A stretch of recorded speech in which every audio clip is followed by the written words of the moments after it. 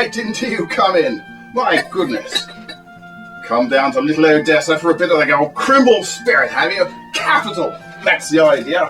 We're going to have a ripping time. A real snorter. Oh Lord. Heads up!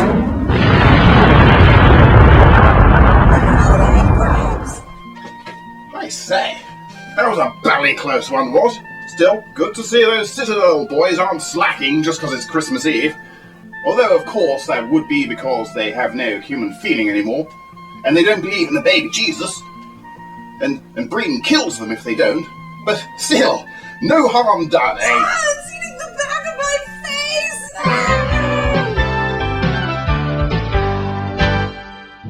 face! This one's called The Breen Before Christmas. Let's start. 'Twas the night of rebellion in City 17. Citizens took up arms against me, Dr. Breen. Dissenters were hung by the citadel with care, in hope to give Freeman a jolly good scare. The head crabs were all nestled all snug in their rockets, while the Combine took hand grenades, filling their pockets, and Miss Vance in a stalker pod safe and secure, with her dear Papa Eli in one beside her, when from the loudspeaker there blared an alarm. I sprang from my desk to see what was at harm. I turned to the monitors, checking the status, to make sure that nobody could infiltrate us.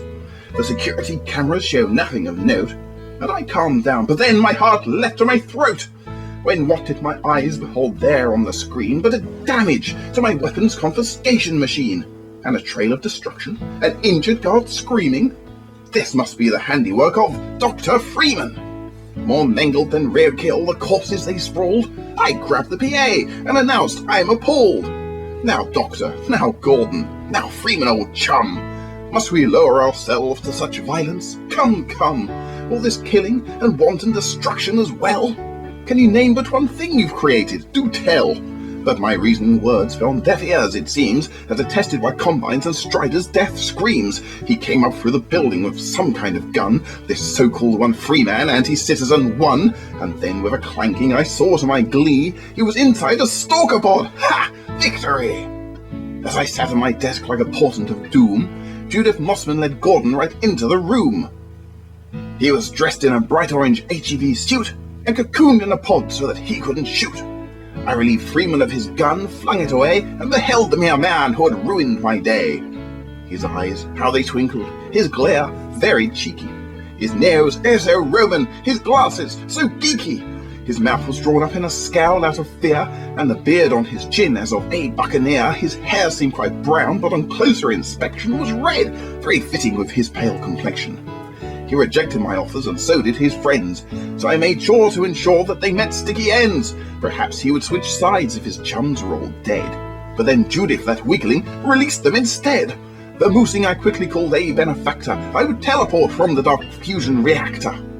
Then without a word who should harry my work, but that Dr. G. Freeman again was a jerk. While poking my tongue out and thumbing my nose, the teleport sequence began and I rose. He hurled energy cores at me till with a blast I was flung into darkness while screaming, "You boss!" But I doubt he heard, as the G-Man saved me. I exclaimed, "I'll be back. See you in Half-Life 3! Well, that was a snorter, what? Ha ha! Well, I know what you young scamps are really interested in. The present, am I right? Of course. Well, let's see what we've got. This first one's from Alex, and I made bloody sure to keep it out of reach of that Calhoun blighter. Let's see. Ha ha ha! A fine vintage.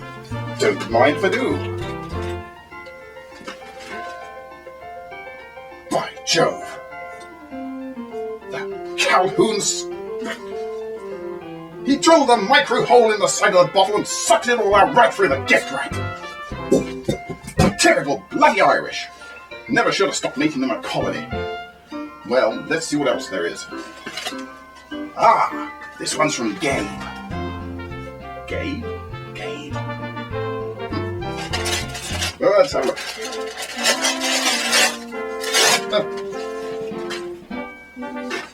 What on earth is this? Some kind of video? I've no use for that. Sorry, Gabe, whoever you may be. Well, just one thing left. A card. Let's see who it's from. It's from Dr. Freeman! Look! Well, that was exciting, wasn't it, boys and girls? And now we've got something even more exciting for you. We're going over to Dr. Kleiner and his best friend to have a rippingly good Christmas recipe.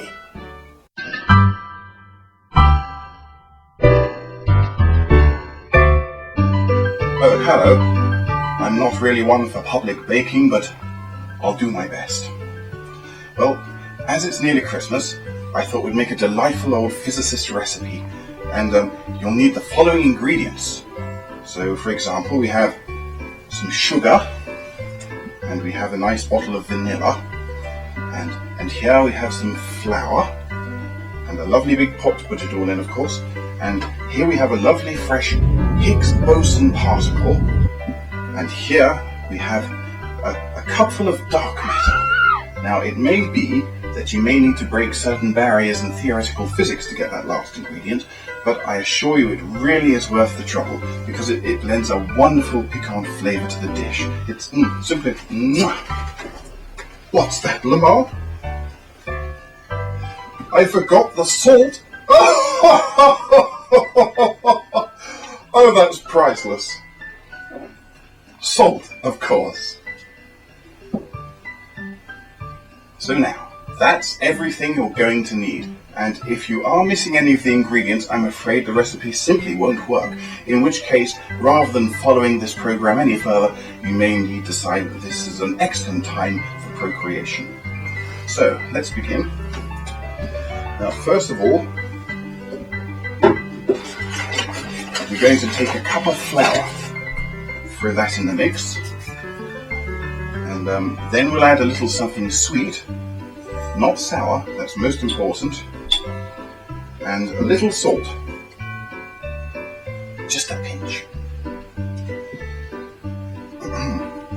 After that we need a teaspoon of vanilla, as this is a terribly easy recipe, a little more, 1, 2, 3, 4, and now the crucial part is where we are going to add the dark matter now, so ready, Lamarr? Hold on.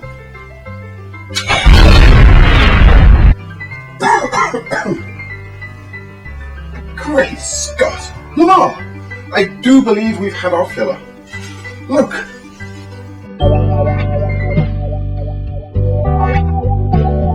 Into the universe of the 50s bikini beauties. Well, that's Kleiner's Christmas sorted. Enjoy your cold and only one, losers. Come, Lamarr. Well, now that looks simply scrummy, didn't it, boys and girls? Well now, those of you who remember your old Uncle Cubbage from previous adventures, which, if you remember, are our little secret, will know that I'm a staunch monarchist, traditionalist, royalist. Yes, indeed, sir. I am all these things, by Jove, which is why we are now going to listen to the traditional Christmas message broadcast by our glorious leader, Dr. Wallace Breen. So, snuggle down. Let's tune in. This thing on? Ah, that's it. Right, now listen to me, you goddamn useless bunch of syphilitic tapeworms that calls yourself citizens. That's another year's over and our benefactors still ain't happy that so many of yous is still alive. Hello, sheeple? Yous could help a bit, you knows. Rather than putting an unnecessary strain on my already overworked metrocops, yous can make use of our many railways tracks, canals, and exploding barrels. Why the hell do you think I put so many of those damn things all over the city? Decoration? And at this time of years, don't forget the homeless, the old, and the sick. Take as many of them with yous as you can. It's easy. They can't even run fast, so you've got no excuses. Excuse me, Dr. Breen. Miss Longfigure, what the hell is it? I was on a rolls here. Sorry, sir, but it's time for your daily prostate examination. Oh, fine. Ha, good. Well, yeah. So just all go out and play with an ant's lion's nest or something, will ya? I want the populations cut by at least 80% next year. Get to it! And Merry Christmas or whatever. Okay, Miss Longfigure, let's do it! Oh, Doctor. Oh! Oh, thank you, sir. Oh, I do love these traditional messages, don't you? So heartwarming, so inspiring. Well, children, it's time to go. We've reached the end of our fun-packed fun bag of fun things. But, you know, it wouldn't be Christmas unless we had at least one Christmas song. So luckily, Uncle Cubbage came prepared. Oh, yes. Let's see what fat beats we can get out of this bad boy. Oh, but, you know, at this special time of year, always remember, no matter who it is you are, or what you are, or who it is you're doing, or who you're doing it with, Cubbage, your guide, your mentor, the saviour of little Odessa with my rocket launcher, will always be there beside you. God bless you all. Here we go, chaps, and a Merry Christmas to each and every one of you. It's Christmas in City 17. Now everybody's jolly except Breen. There's lots of japes and tricks, CPs beat us with their sticks. It's the bestest Yule there's ever been. The Combine has something for your sock. They'll make a stalker out of you by cutting off your and there's lots of striders gay who will blow your house away, which will probably come as something of a shock. Dance break.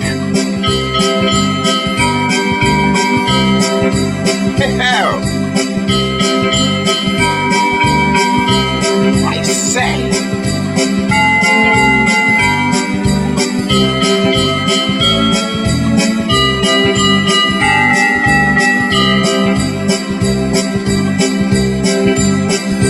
Well, it's simply the best time of the year. Each of us is cowering in fear, but at least Alex Vance is hot. That's one comfort we've got. By Jove, Calhoun's drinking all the beer. It's Christmas in City 17. Yes, it's Christmas in City 17. Bye, everybody. See you next year in episode 3.